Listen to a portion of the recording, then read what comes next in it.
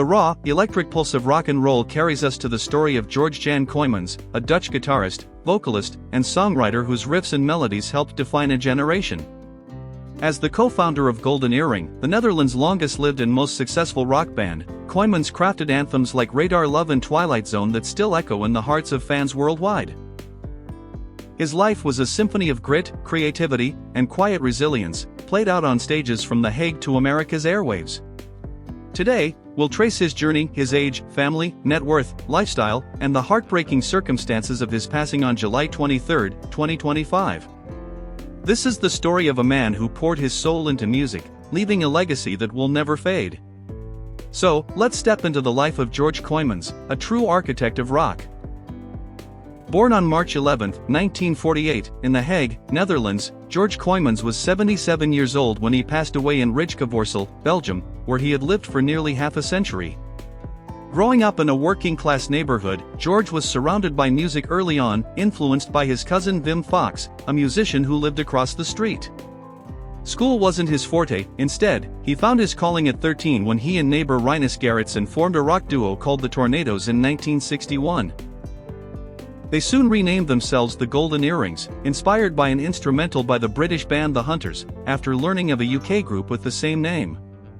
With Frans Krasenberg on vocals and Jaap Egermont on drums, they recorded their debut single Please Go in 1965, a top 10 hit in the Netherlands. By the late 1960s, now simply Golden Earring, they were Dutch rock royalty, with Barry Hay joining as frontman in 1967 and Cesar Zuiderwijk on drums in 1970.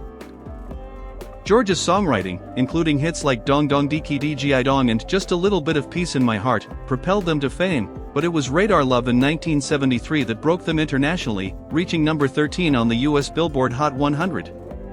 His greatest triumph, Twilight Zone, hit number 10 on the US pop charts in 1982 and topped the Billboard Top Album Tracks chart, a song inspired by the Bourne identity rather than the TV show. In February 2021, George announced he had been diagnosed with amyotrophic lateral sclerosis, ALS, a progressive neuromuscular disease, forcing his retirement and Golden Earrings disbandment after 6 decades. His battle with ALS ended on July 23, 2025, when he passed away quietly at home, as confirmed by posts on X and sources like Dutch News NL. The disease, which gradually robbed him of his ability to play and perform, was the cause of his death, a somber end for a man whose hands once electrified crowds. George's family was his foundation, a quiet counterpoint to his rock star life. In 1969, he married Melanie Gerritsen, the younger sister of Golden Earring bassist Rinus Gerritsen, forging a bond that intertwined family and band. Together, they raised 2 children. Son Kid Kooymans, born June 23, 1982, and daughter Cassie Kooymans, born November 27, 1986. By 2025, George was a grandfather to 3, a role he cherished in his private moments. Melanie, his partner for over 5 decades, stood by him through the highs of global tours and the lows of his ALS diagnosis, offering unwavering support as he retreated from public life. Living in Rijkevorsel, a small village near the Dutch border, the couple created a close-knit family life, far from the spotlight.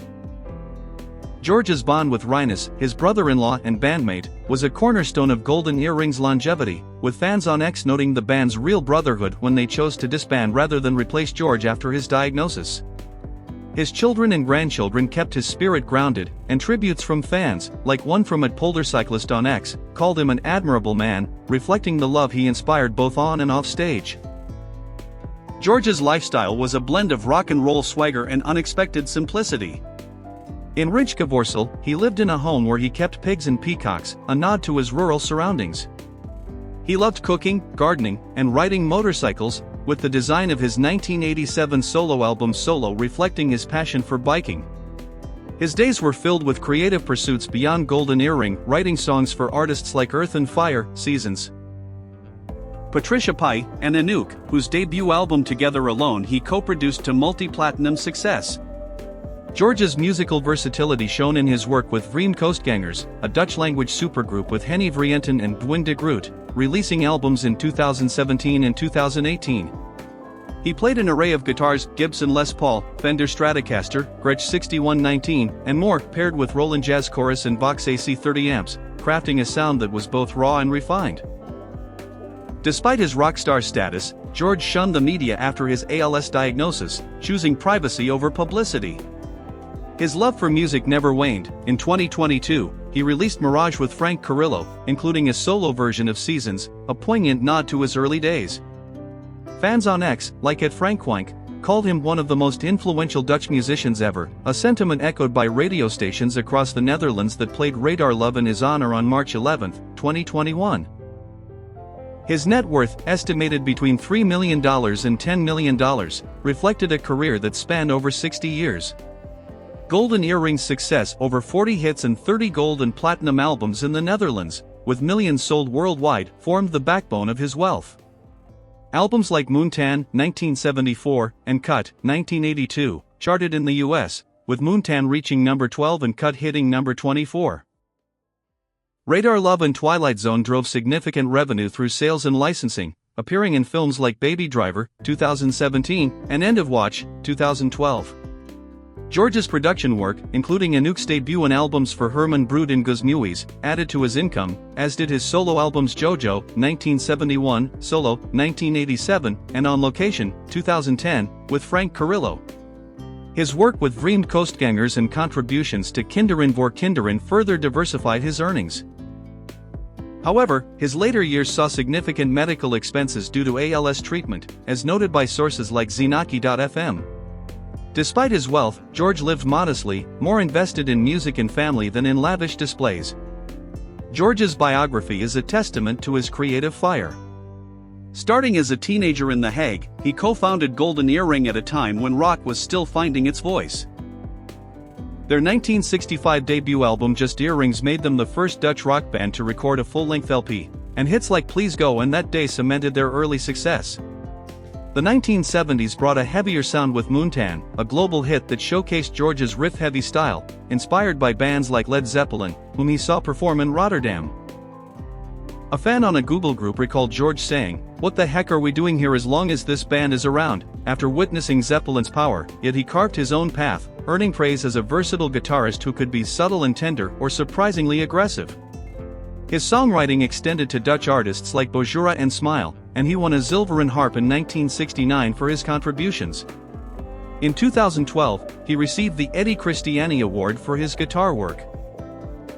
His discovery of Anouk in the 1990s and production of her debut album marked a high point, as did his Vreemd Coastgangers project, which let him sing in Dutch for the first time, delighting fans.